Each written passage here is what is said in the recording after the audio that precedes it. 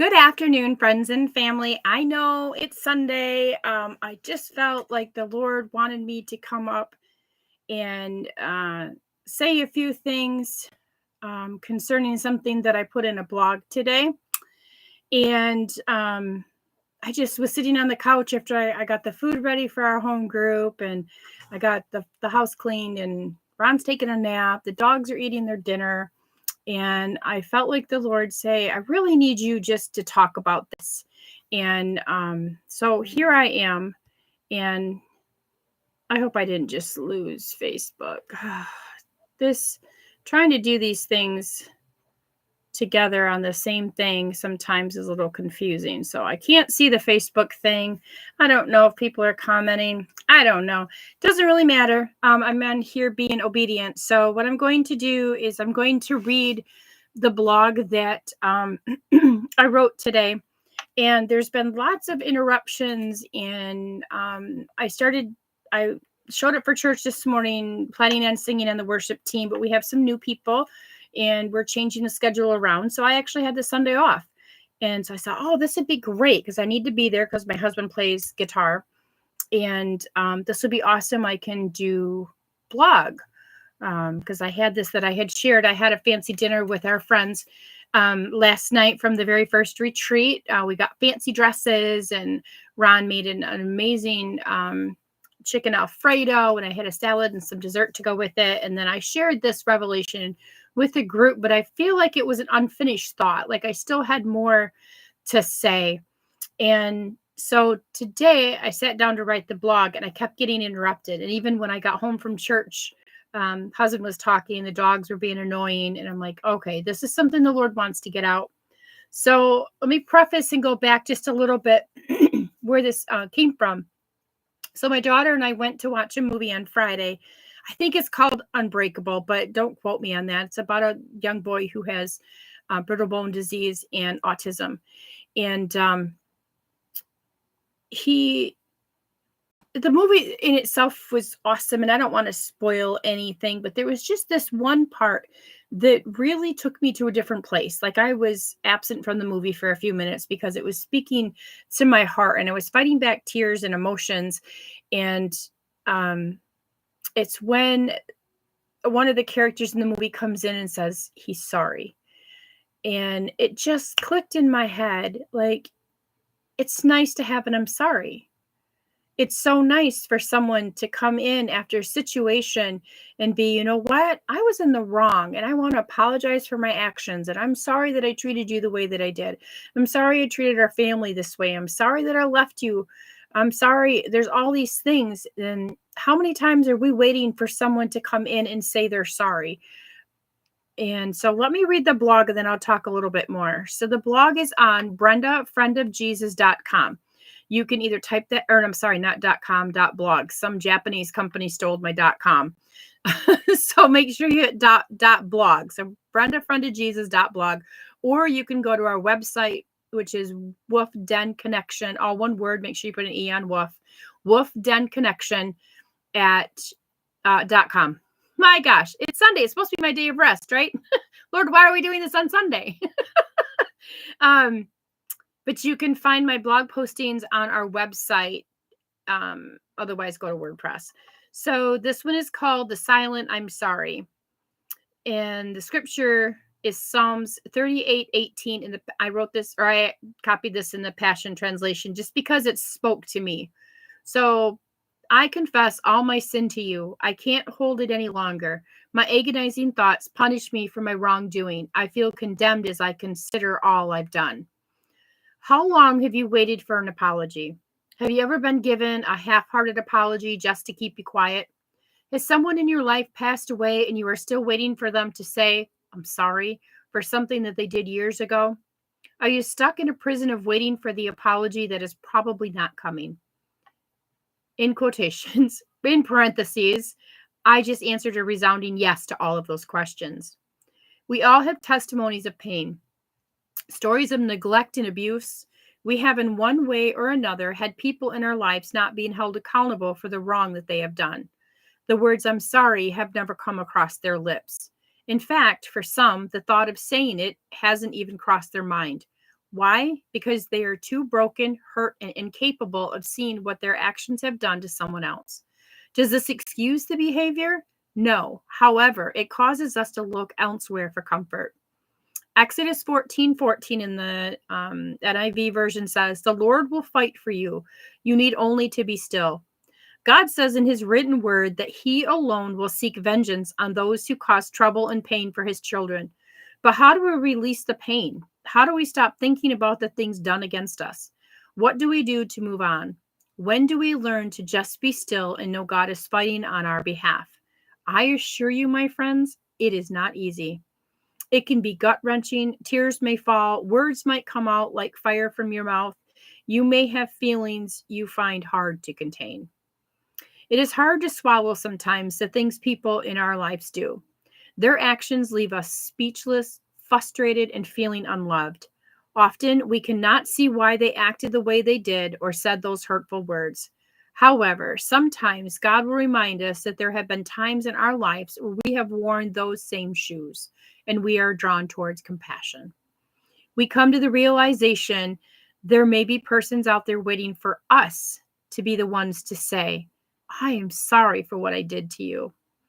Regardless of what side of the fence you are on, there is always room for growth. Whether you are on the giving or receiving side of wrongdoing, there is that call to forgiveness. If someone has done wrong to you, forgiveness is a release for you and allows God to move on your behalf. If you are on the opposite side and you are guilty of the wrongdoing, forgiveness can work threefold. It frees you from the guilt, opens a doorway for God to reveal healing to you, and mends relationships.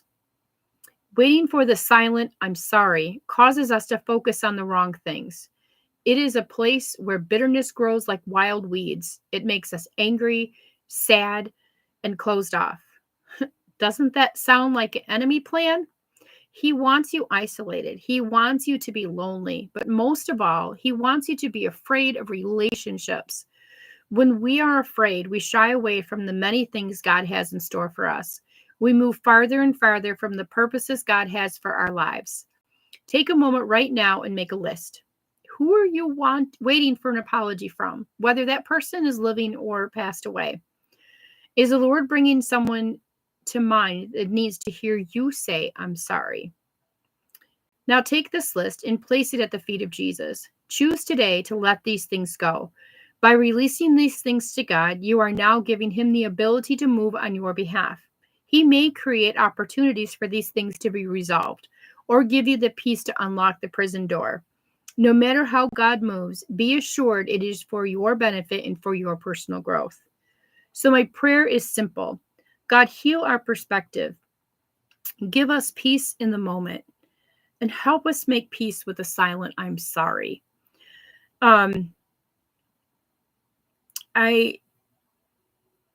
When you take this list to Jesus, what you're doing is you're exposing the enemy. And I just talked to a good friend yesterday about some things that were going on.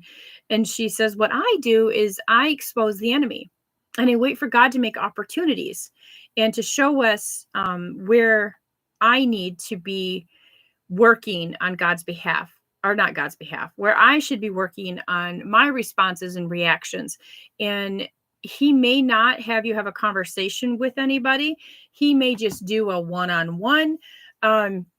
But in order for us to move forward in the kingdom and to find peace and happiness and to be, to remove the bitterness and all of those things, we've got to be willing to let God come in and take care of those things. And that means being still in the moment, being still in the pain. Have you ever, as a child, experienced your mother when she comes to you with iodine and mercurochrome? I hated those things. They stung. Mercurochrome didn't hurt as bad as the iodine. But man, getting me to hold still to fix the wound was a difficult thing. I would cry, I would scream, I would pull away. I didn't want to be helped. I didn't want my wound to be exposed. I didn't want my wound to be exposed to the healing stuff that was coming. And I was so thankful when what was it called? Bactine, I think, or something. That stuff was pretty cool. That washed the wound and it didn't sting as bad. But the last thing we want is for the Lord to touch our wounds. I mean, think of an animal who's been hurt, they pull away. We do the same thing to the Lord. And I think if we could just have a revelation on the fact that some people are not going to say they're sorry because they're so broken. Um, my second husband who left me with this gutted out home, I remember one thing very clearly that he said. I don't remember ever hearing an I'm sorry. I don't think those words ever came out. I don't know. If they did, I wasn't in a space to hear them. But I remember him wondering if we could still be friends. And then he asked if he could come see the house when it was finished. What?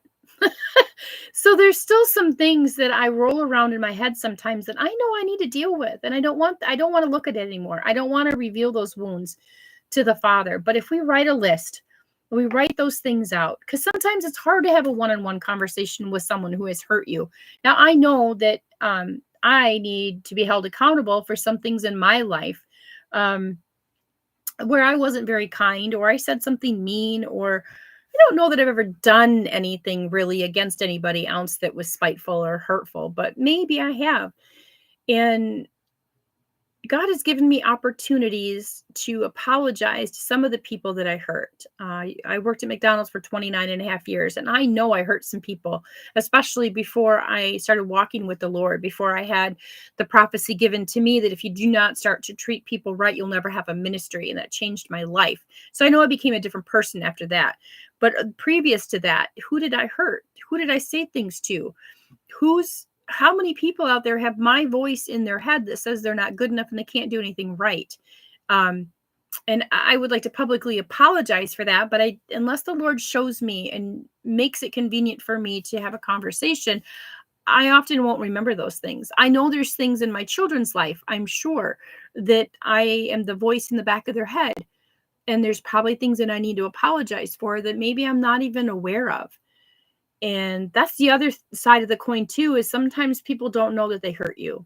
And so when you begin to expose the enemy, God makes these opportunities for you to tie up loose ends and to apologize and to let go of some things.